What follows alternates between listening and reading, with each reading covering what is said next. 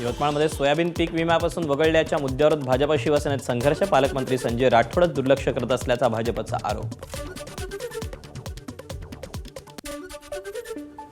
सांगलीच्या जत तालुक्यातील मोटेवाडीत निवारा शेडची भिंत कोसळून झालेल्या दुर्घटनेतील जखमींची मंत्री चंद्रकांत पाटलांनी घेतली भेट. मृतांच्या कुटुंबियांना 4 लाखाच्या मदतीच्या घोषणेचा प्रस्ताव बनवणार असल्याचंही केलं जाहीर. मुंबई गोवा महामार्गासह कोकणातील सर्व सीएनजी पंपांवर वाहनांच्या रांगा. पेट्रोल डिझेलचा तुटवडा जाणवत असल्यानं सीएनजीसाठी मोठी गर्दी.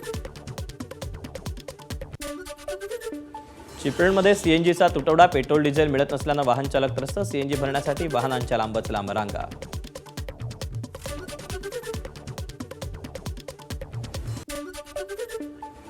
भंडाऱ्यात नागपूरच्या एटीएस पथकाची कारवाई. मोबाईलच्या शॉपमध्ये काम करणाऱ्या तरुणाला घेतलं ताब्यात. पाकिस्तानी गँगस्टर शहजाद भट्टी कनेक्शन असल्याचा पोलिसांना संशय.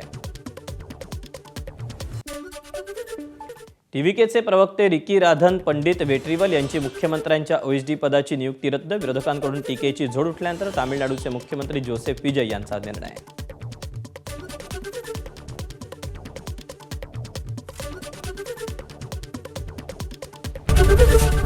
एबीपी माझा, उघडा डोळे बघा नीट.